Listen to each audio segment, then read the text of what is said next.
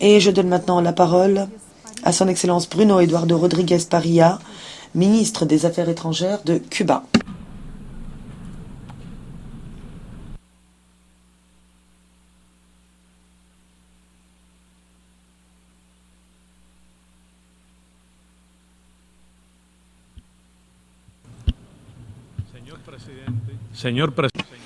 Monsieur le Président, Monsieur le Secrétaire général, je voudrais avant toute chose exprimer la solidarité et l'appui de Cuba au peuple frère de Palestine qui, depuis 75 ans, est victime d'une occupation coloniale, de violations flagrantes de ses droits légitimes en tant que nation. Et la Palestine se voit toujours soumise à la cruauté, aux agressions, aux châtiments collectifs et à l'apartheid. Au cours des 11 derniers mois, l'armée israélienne a massacré plus de 40 000 civils. Au cours de ce massacre indiscriminé, il y a eu plus d'enfants morts que d'hommes et de femmes adultes. Et ils meurent avec la complicité et les armes des États-Unis et dans un silence complice des autres membres. Nous rendons ici un hommage appuyé aux plus de 220 travailleurs de cette organisation qui également ont été assassinés. La position de Cuba est claire et sans équivoque. Le président Miguel Díaz-Canel Bermúdez a dit, et je cite, « L'histoire ne pardonnera pas aux indifférents. Et nous, Cubains, nous ne compterons pas parmi ces indifférents. » Le génocide qui vise aujourd'hui le peuple palestinien doit cesser sans condition et sans délai. Israël, avec la complicité des États-Unis d'Amérique, a poussé le monde dans un danger imminent de conflagration aux proportions considérables. L'agressivité irresponsable vis-à-vis du Liban, de la Syrie, de l'Iran et des peuples du Moyen-Orient aura des conséquences qu'il est pour l'instant difficile de quantifier. Monsieur le Président, 79 ans après la création de notre organisation, les violations incessantes de la Charte des Nations Unies et du droit international, mais également les agressions, l'ingérence dans les affaires intérieures des États et l'imposition de mesures coercitives unilatérales à des fins politiques sont des faits quotidiens pour nos citoyens. Des doctrines militaires agressives de domination fondées, qui sont suprématistes et expansionnistes, sapent de façon alarmante la paix et la sécurité internationale. Le danger d'une hécatombe nucléaire est aujourd'hui réel et imminent. Pour la 9e année consécutive, les dépenses militaires mondiales ont augmenté. En 2023, elles avaient atteint un chiffre record, 2,44 milliards de dollars, c'est-à-dire des milliards et des milliards de dollars qui ont été investis notamment dans le développement de nouvelles armes. Nous avons reculé sur la question des armes, même si les États parties et signataires du traité sur l'interdiction des armes nucléaires ont fait beaucoup d'efforts. Nous avons reculé, même si de larges pans de la société encore lucides ont mené des efforts. Mais je dois dire que nous n'arriverons pas à la paix sans développement. Les pays développés qui habitent notre même planète s'entêtent dans leur cécité. Ils refusent d'investir dans leur propre prospérité, dans leur propre sécurité. Ils ne respectent pas les engagements, du reste insuffisants au titre de l'aide publique au développement. Le chiffre égoïste promis non sans fanfaronnade en 2023 et très vite oublié représente moins de 0,37% de leurs revenus nationaux. Aujourd'hui, nous nous berçons d'illusions en pensant que nous allons atteindre les objectifs de développement durable. Eh bien, nous n'y arriverons pas. Au cours des 4 dernières années seulement, le patrimoine cumulé des 5 personnes les plus riches au monde a augmenté, alors que 5 milliards d'êtres humains restent toujours dans la pauvreté. Le 1% le plus riche accumule près de 2 fois plus de richesses que le reste de la population mondiale. Ces 5 multimilliardaires ont eu des gains de 423 milliards d'euros, alors que la population mondiale a continué de s'appauvrir. D'après Oxfam, le 1% le plus riche accumule près du double de la richesse de la population mondiale. Si on imposait une taxe sur la richesse des multimilliardaires, nous pourrions sortir 2 millions de personnes de la pauvreté. Les crises sont structurelles. Elles sont déterminées par le système impérialiste et par l'ordre international qui nous est imposé.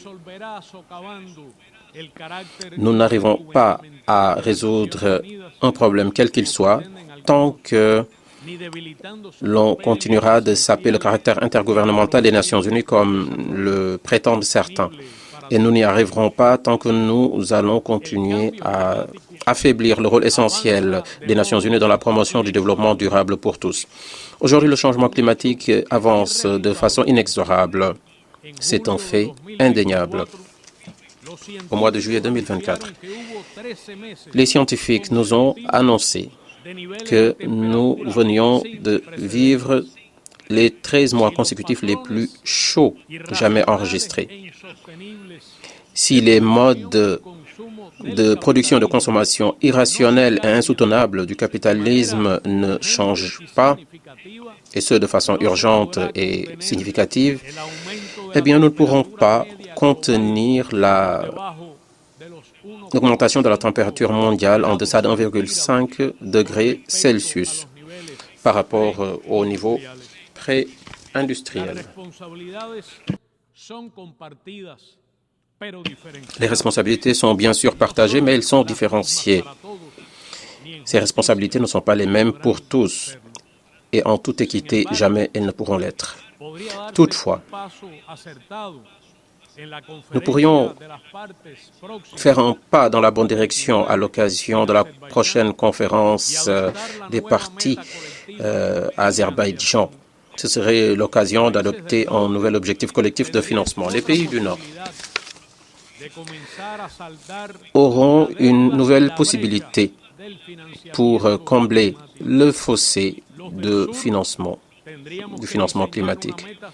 Quant à nous, les pays du Sud, il nous faudra fixer des objectifs suffisants à même de répondre aux besoins de nos populations et assortis de garanties pour le développement et la justice sociale dans un contexte d'obstacles considérables.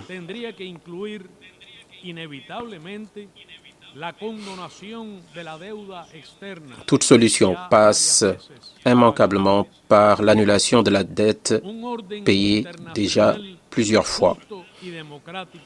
Un ordre international juste et démocratique qui garantit la paix et l'équilibre du monde, l'exercice du droit au développement pour tous les États, dans des conditions d'égalité souveraine qui renforcent et élargissent la participation, mais également la répartition des pays en développement dans les processus de gouvernance, de prise de décision, de formulation de politique au niveau mondial. Il s'agira également de garantir le bien commun et la prospérité de tous les peuples en harmonie avec la nature et de façon durable. L'utilisation durable des ressources et l'exercice des droits humains par toutes les personnes. Nous devons jeter les bases d'une nouvelle coexistence civilisée entre les différentes nations, la solidarité, la coopération internationale, l'intégration et le règlement pacifique des différends doivent l'emporter. Cela doit être l'alternative à la philosophie de la dépossession, de la guerre, de l'utilisation ou de la menace de l'usage de la force, mais également de l'agression et de l'occupation. Cela doit être une alternative également à la domination et à l'hégémonisme culturel, politique, financier, technologique, militaire ou de toute autre manifestation qui viendrait à menacer la paix, l'indépendance et la souveraineté des États. Un ordre sans blocage ni mesures coercitives unilatérales. Un ordre qui serait fondé sur le multilatéralisme et dans le plein respect de la Charte des Nations Unies et du droit international. Madame la Présidente, le gouvernement des États-Unis s'ingénie à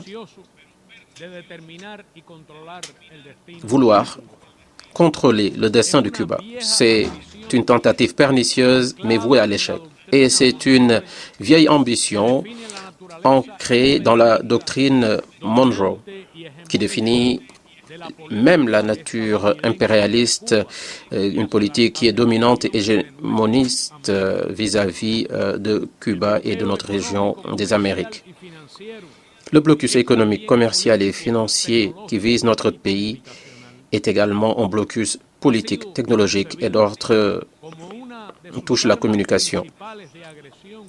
Ce blocus a été conçu comme l'une des principales armes d'agression cherchant à détruire l'économie cubaine.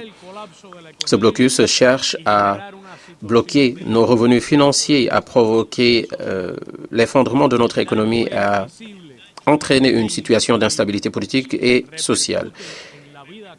Les dommages causés par ce blocus sont visibles et indéniables et ils se répercutent dans la vie de toutes les Cubaines et tous les Cubains. Et cela s'accompagne de la campagne de désinformation et de calomnie la plus féroce jamais connue, mais également de tentatives constantes d'immixtion dans nos affaires intérieures, avec bien sûr la complicité, la tolérante complicité de certains groupes terroristes des États-Unis qui organisent des actes violents contre notre pays. Toutes ces actions, bien sûr, contreviennent au droit international. Ils contreviennent aux buts et principes de notre organisation et aux nombreuses résolutions adoptées par notre Assemblée générale. Et pour finir d'assiéger Cuba, les États-Unis ont choisi, par le biais de leur département d'État, d'ajouter Cuba à la liste des pays qui, soi-disant, appuient le terrorisme. Il s'agit d'un acte frauduleux, sans autorité morale ni mandat international. Et fort de cette classification, des actions de représailles sont menées contre Cuba de façon extraterritoriale, ce qui attente à la juridiction souveraine de notre pays. Au mois de mai dernier, le département d'État américain a lui-même reconnu que Cuba coopérait pleinement dans le cadre de la lutte internationale contre le terrorisme. Cette reconnaissance de la vérité, qui était un secret de polichinelle, n'a pas débouché sur un assouplissement des mesures coercitives. Bien au contraire, Ces mesures se poursuivent et il est tout à fait anormal, injustifiable que Cuba figure toujours sur cette liste. Bientôt, des élections présidentielles se tiendront aux États-Unis. C'est une question qui ne concerne que les Américains. Et ce, malgré la fâcheuse habitude du gouvernement américain de s'ingérer dans les élections et les affaires intérieures de tous les États membres de l'Organisation des Nations Unies, y compris d'ailleurs de leurs alliés.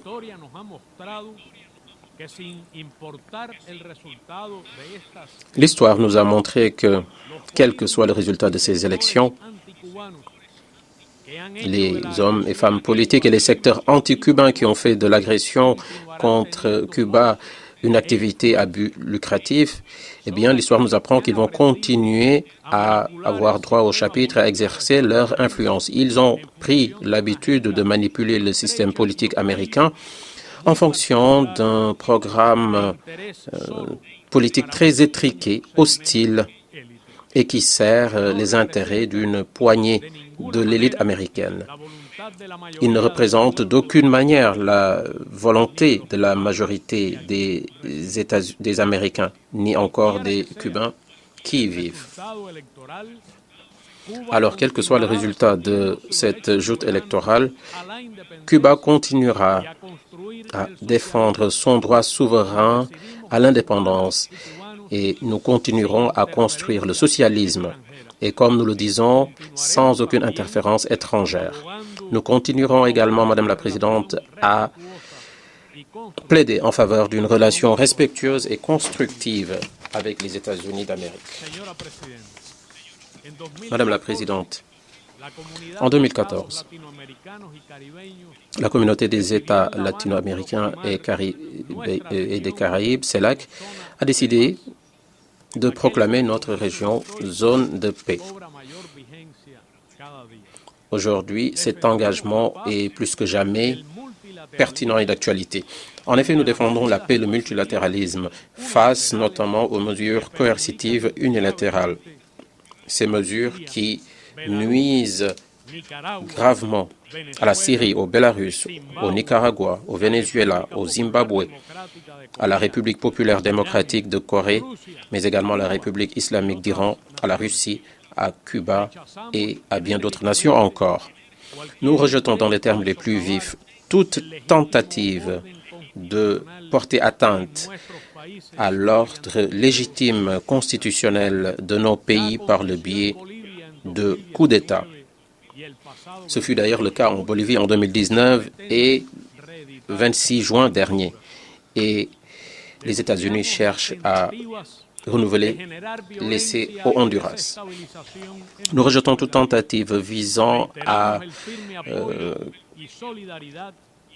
provoquer la déstabilisation au Venezuela ou encore la violence. Nous réitérons notre appui ferme et notre solidarité au gouvernement bolivarien chaviste et à l'union civico-militaire du peuple vénézuélien qui a porté Nicolás Maduro au pouvoir. Ceux qui ne reconnaissent pas les résultats issus des élections sont irresponsables et ne respectent pas les institutions légitimes et populaires et la volonté populaire des Vénézuéliens. Les actions déstabilisatrices visant le gouvernement de réconciliation et d'unité nationale du Nicaragua doivent cesser. Le peuple frère de Sandino pourra toujours compter sur notre appui. Nous réitérons également notre appui au droit légitime à l'autodétermination et à l'indépendance de Porto Rico. La communauté internationale a une dette historique vis-à-vis de Haïti. Haïti, qui a été le théâtre de la première révolution indépendantiste, sociale et anti-esclavagiste de notre continent. Nous saluons à ce titre les efforts de la communauté des Caraïbes, la CARICOM, qui cherche à trouver une solution durable à la situation dramatique que connaît Haïti, toujours dans le respect de l'indépendance et de la souveraineté de cette nation sœur. Nous appuyons également le droit légitime à la souveraineté du peuple argentin sur les îles Malvinas, Sandwich du Sud et Géorgie du Sud, ainsi que les espaces maritimes adjacents. Nous réaffirmons notre appui et notre engagement en faveur des efforts de paix en Colombie, et Cuba continuera à contribuer dans la mesure du possible en tant que garant. L'Afrique, qui est le berceau de l'humanité, pourra toujours compter sur Cuba dans sa volonté d'aller de l'avant et de réaliser le développement. Nous réaffirmons depuis cette tribune notre solidarité constante avec le peuple sahraoui et pour l'exercice de sa libre détermination. Cuba exprime son ferme rejet aux actions cherchant à saper l'intégrité territoriale ainsi que la souveraineté de la République populaire de Chine. Nous condamnons l'immixtion dans les affaires intérieures de ce pays et nous renouvelons ici notre appui indéfectible au principe d'une seule Chine, conformément à ce que cette Assemblée générale même a décidé dans sa résolution historique 2758, résolution à travers laquelle l'Assemblée générale a reconnu la République populaire comme la seule et légitime représentante du peuple chinois.